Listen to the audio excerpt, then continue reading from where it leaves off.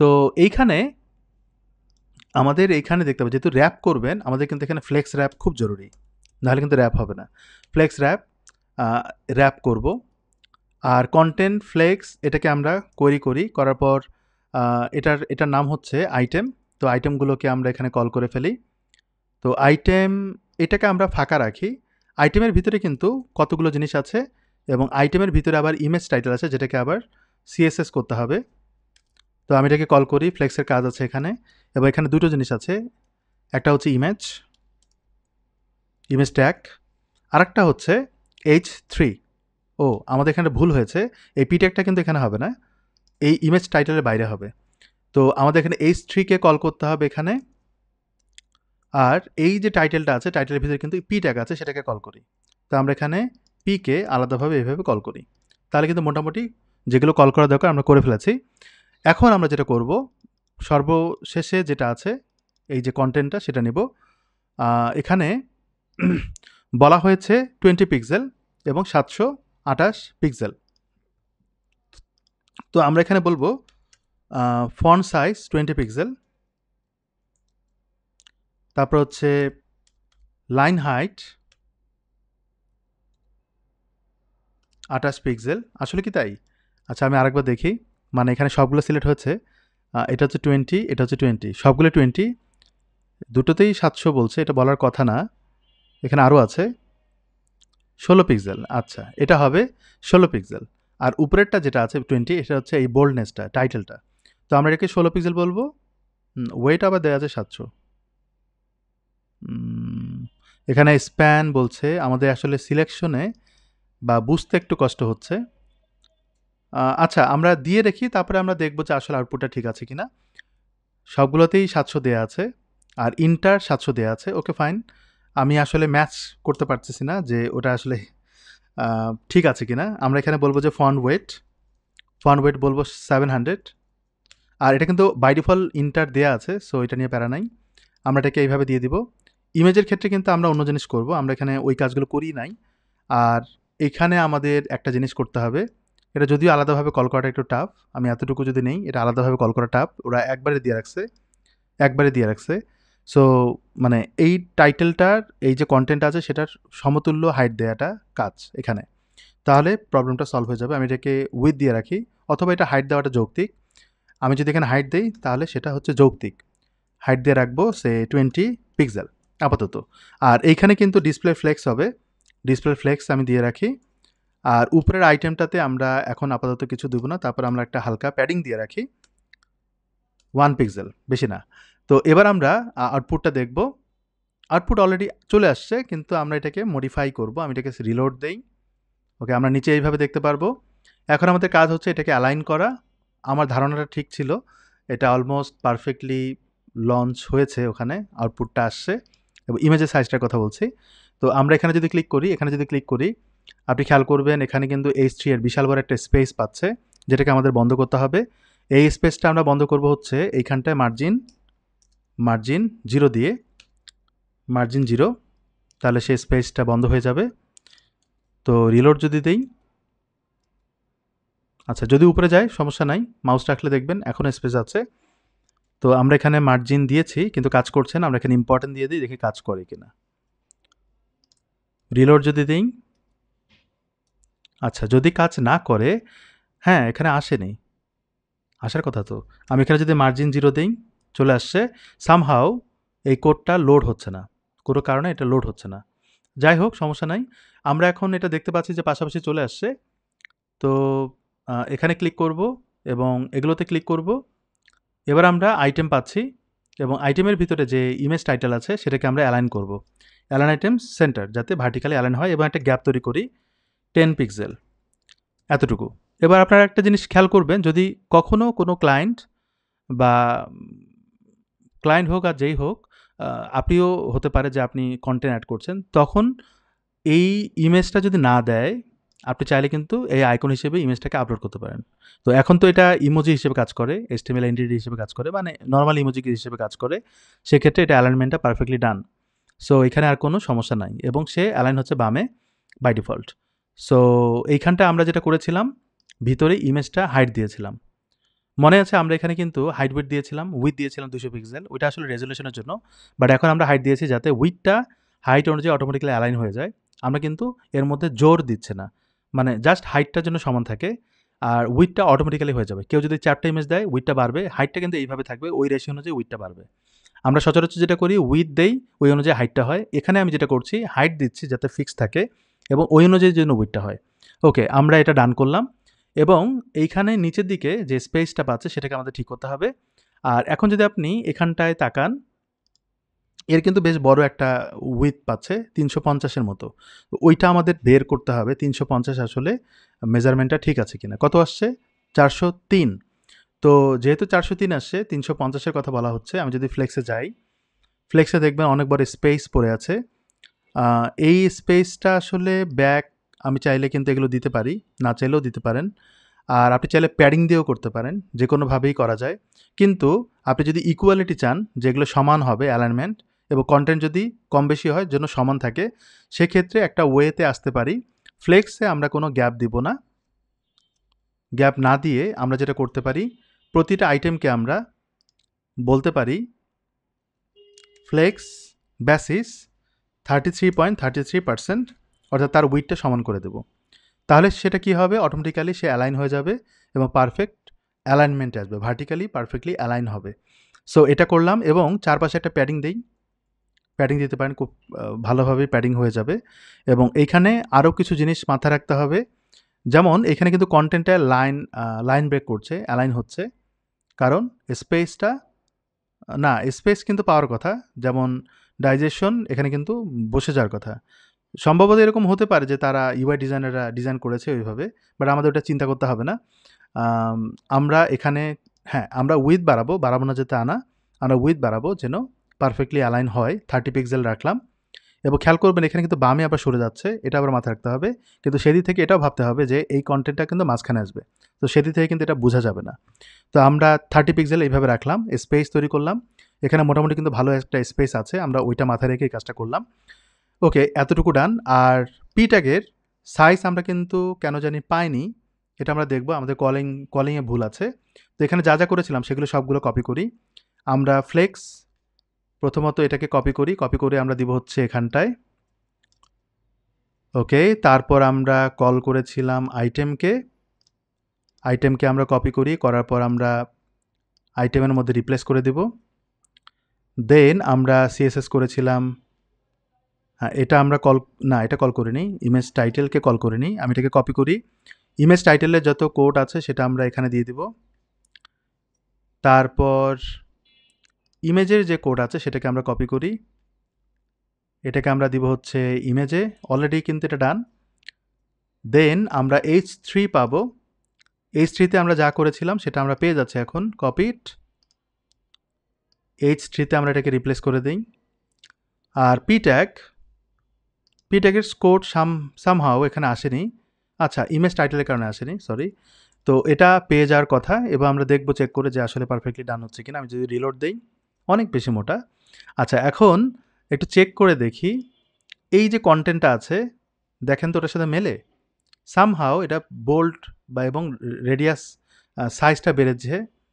H3-তে কিন্তু আমরা normal content দিয়েছি, কিন্তু সামহাও টেক্সট ট্রান্সফর্ম হয়েছে। এটা সম্ভবত বাই ডিফল্ট কোড থেকে আসার কথা। তো আমরা যদি এখানে বলি টেক্সট ট্রান্সফর্ম, এখানে আমরা নান করে রাখবো এবং আমি এটাকে ইম্পর্টেন্ট যদি করে দিই, কাজ করে না। আমার কথা হচ্ছে যে এখানে আমরা কন্টেন্টটা কিন্তু ফুল উইথ দেইনি, মানে ক্যাপিটালাইজ করিনি, কিন্তু ক্যাপিটালাইজ হয়েছে। এটা আরেকটা কারণ হতে পারে, সেটা হচ্ছে ফন্ট। হ্যাঁ, এই ফন্টের কারণে এটা হচ্ছে। কিন্তু আপনি খেয়াল করবেন এখানে কিন্তু সব ক্যাপিটালাইজ। তার মানে কি এখানে আচ্ছা সবগুলো ইন্টার, এখানে কিন্তু সব ইন্টার। সো আমরা একটা কাজ করতে পারি, এই প্রবলেমটা সলভ করার জন্য দুইটা ওয়ে আছে। আমরা চাইলে কিন্তু ফন্ট ফ্যামিলি দিতে পারি, অথবা আমরা এটাকেও পিট্যাগ করে দিতে পারি যেটা ইমেজ টাইটেলের ভিতরে আছে। আর আইটেমের ভিতরে যে ইমেজটা আছে সেটাকে আমরা একটা অ্যারো চিহ্ন দিই, তাহলে হয়ে যাবে। তার মানে এই H3-কে আমরা পিট্যাগ দিব, বাস ডান। তাহলে প্রবলেমটা আর হবে না। আমি যদি এটাকে সেভ করি, এখন আমরা দেখব যে চেক করে এটা সাইজে কোনো গন্ডগোল হচ্ছে কিনা। আমি যদি এবার রিলোড দেই তাহলে এই প্রবলেমটা আর হবে না। সে সুন্দরভাবে কাজ করবে। এখন দেখার বিষয় কালার কম্বিনেশন থেকে শুরু করে বাকিগুলো পারফেক্টলি কাজ করছে কিনা। তো আমরা কিন্তু কোনো কালার দেইনি, এটা কিন্তু অটোমেটিক্যালি সিস্টেম থেকে আসতেছে। আর এটার এটার সাইজ সম্ভবত 400 দিব। সরি, এটা না, এটা মোটা করব। আর এইখানে যে পিট্যাগ আছে সেটার সাইজ আমরা 16 পিক্সেল করব ওদের ভাষ্যমতে। আর এটাকে আমরা 400 করব, তাহলে এরকম হবে। আর যদি আপনি মনে করেন যে না, এটা 20 পিক্সেল করা দরকার, ইয়েস, তাহলে আমরা 20 পিক্সেল করে রাখলাম। তো এটাকে আমরা কপি করি। কপি করার পর আমরা এটাকে অ্যাড করব হচ্ছে এই পিট্যাগের জন্য। এই পিট্যাগের জন্য অ্যাড করে দিলাম। আর উপরের পিট্যাগের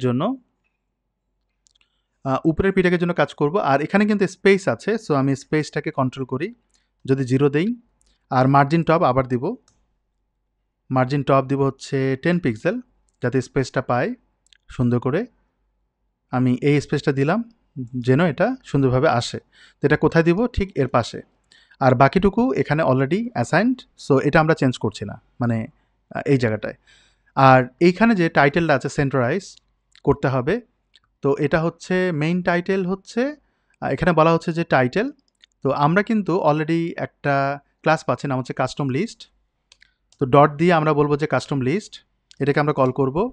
এবং কাস্টম লিস্ট এর আগে, টাইটেলের আগে আমরা কাস্টম লিস্ট দিব, যাতে স্পেস বা টেক্সট অ্যালাইন সেন্টার মেন এগুলো কাজ করতে পারি। টেক্সট অ্যালাইন সেন্টার পারফেক্টলি ডান। তো আমি যদি এবার দেখি তাহলে আমরা এই জিনিসটা পাবো। কিন্তু উপরে নিচে যে গ্যাপের যে ব্যাপারটা, সেটা আমরা একটু ডায়নামিক করতে চাই। অর্থাৎ উপরে নিচের জন্য গ্যাপ হয়, সেই ক্ষেত্রে আমরা গ্যাপের জন্য কাস্টম লিস্টকে ব্যবহার করব। আমরা এখানে প্যাডিং করব এবং উপরে নিচে স্পেস তৈরি করব। সে আমি এখানে বললাম 100 পিক্সেল, ডানে বামে 0। তাহলে কিন্তু উপরে নিচে একটা স্পেস তৈরি হবে বেশ বড় সড়ো। তো এইটা আমরা সলভ করতেছি একটু পরে। তো স্পেস যে তৈরি হচ্ছে সেটাকে আমরা ডায়নামিক করার জন্য আমাদের অপশন তৈরি করতে হবে।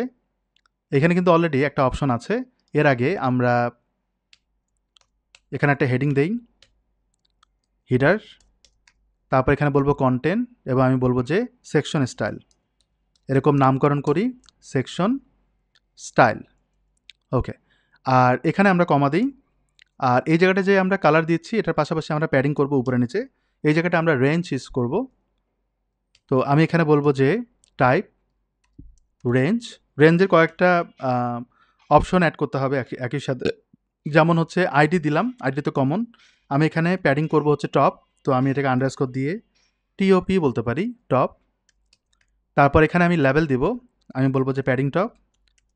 এবং এটার মতো কিন্তু আমরা আবার বটম বানাবো। তো রেঞ্জের জন্য কী কী দিতে হবে? রেঞ্জ বলতে একটা স্লাইডার তৈরি হবে অপশনে, এবং এটার জন্য মিনিমাম স্লাইড কত ভ্যালু হবে সেটা আমরা 0 দিব না, আমরা এখানে 20 দেই, অথবা 0 দিতে পারেন যদি না লাগে। আর এখানে আমরা দিব হচ্ছে ম্যাক্স। ম্যাক্স দিব আমরা সে 150, কমা। তারপর আমরা এখানে স্টেপস অ্যাড করব। স্টেপ বলতে সে বাড়বে কমবে, ভ্যালুটা কতখানি অ্যাড হবে। তো আমি এটাকে 1 দিলাম। আর এখানে আমরা বলবো যে ইউনিট। ইউনিটটা আসলে একজন ইউজারকে দেখানো, কাস্টমাইজ করার সময় সেজন্য দেখতে পারে যে পিক্সেলে এটাকে বাড়ছে কমছে। আর এর পাশাপাশি আরেকটা জিনিস দিতে হবে, সেটা হচ্ছে ইনফরমেশন, এটা লাগবে না, ডিফল্ট দিতে হবে মাস্ট। ডিফল্টে আমরা দিব হচ্ছে সে 50, বাই ডিফল্ট একটা স্পেস থাকবে, এটা ভ্যালু হবে নাম্বারে, সো এখানে কোনো কোটেশন দেওয়া যাবে না। তো আমি যদি এটাকে সেভ করি, সেভ করার সময় এখানটা একটু দেখবেন প্রবলেম করে কিনা। Invalid schema settings, padding top step invalid. স্টেপটা ইনভ্যালিড বলছে, অর্থাৎ 20 থেকে 150 পর্যন্ত যে বাড়বে, লিকুইড একটা ক্যালকুলেশন আছে, এক্স্যাক্টলি আমার মনে নেই ক্যালকুলেশনটা। 20 থেকে যখন 150 বাড়বে তো কত স্টেপ করে বাড়লে এটা পারফেক্টলি ডান হবে সেটা। ডিফল্ট আমরা 50 দিয়েছি, দেখি এবার কাজ করে কিনা। হ্যাঁ, পারফেক্টলি ডান, আপডেটেড হচ্ছে। তো এই জিনিসটা আমরা আরেকবার করব। আমি এটাকে যদি কপি পেস্ট করি, এবং এই জায়গাটায় আমরা এটার নাম দেব হচ্ছে বটম। ওকে। আর এখানে আমরা বলবো বটম। ওকে, বানানটা ভুল হয়েছে, আমি এখানে বটম করে দেব। তাহলে এটা আমরা পাবো। তো বটম এবং টপ এই দুটো ভ্যালুকে আমরা এখানে কোয়েরি করি। আমি এটাকে দিয়ে রাখলাম এবং আমি কপি পেস্ট করব দুবার। বটম বটম প্যাডিং বটমটা নিচে হবে আর প্যাডিং টপটা উপরে হবে, আমাদের বোঝার ক্ষেত্রে কাজে লাগবে। আমি এটাকে টপ করে দেব। দেন আমি এটাকে কপি পেস্ট করি এখানে। এই প্যাডিং টপ এবং বটম আমরা ঠিক এইখানটা অ্যাড করব এবং এর পাশে কিন্তু পিক্সেল দিতে হবে। এটা হচ্ছে টপের জন্য আর এটা হচ্ছে বটমের জন্য। আমি বটমটাকে কল করি, মাঝখানে কিন্তু 0, এটা কিন্তু কাজ করে হচ্ছে ডানে বামে, সো আমাদের এটা দরকার নাই। আমি এখানে পিক্সেল দিলাম, ডান। তাহলে এটা কিন্তু কাজ করবে হচ্ছে রেসপন্সিভের ক্ষেত্রে প্যাডিংয়ের জন্য। তো আমি যদি এবার রিলোড দেই,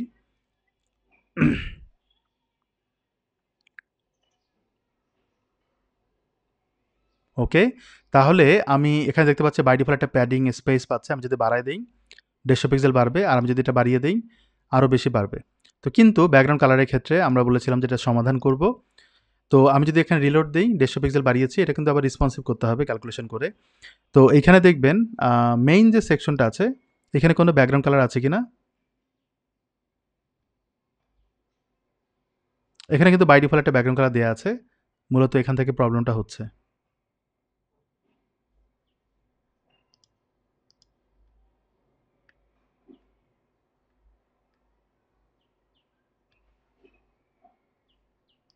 মূলত এখান থেকে প্রবলেমটা হচ্ছে।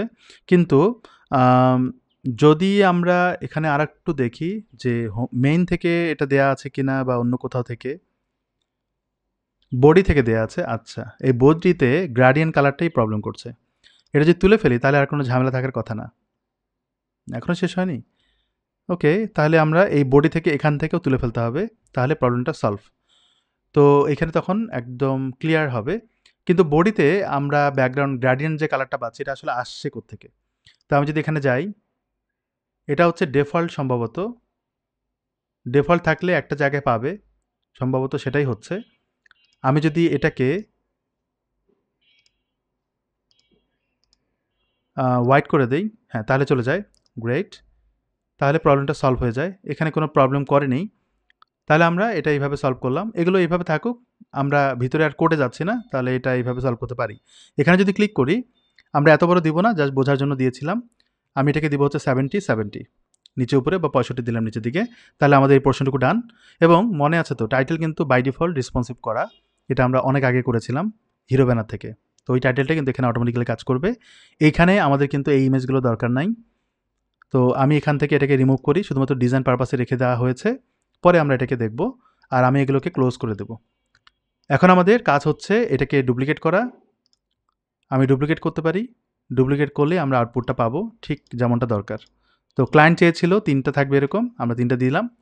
এবার আমাদের কাজ হচ্ছে কাস্টম লিস্টে যাওয়া এবং আমাদের যে স্কিমটা ইউজ করছি সেখানে আমাদের কালার কম্বিনেশনটা একটু ডার্ক করে দেয়া, তাহলে কিন্তু এগুলো ডার্ক হয়ে যাবে এবং খুব সুন্দরভাবে কাজ করবে কোনো প্রবলেম ছাড়াই। দেন আমি এটাকে সেভ করি, আমাদের এই পোর্শনটুকু ডান। এবং এটা এখন রেসপন্সিভ করতে হবে। যদি আমি ছোট করি তাহলে এই অবস্থায় থাকতেছে। এবং ক্লায়েন্টের ইউআই ডিজাইন কি বলে,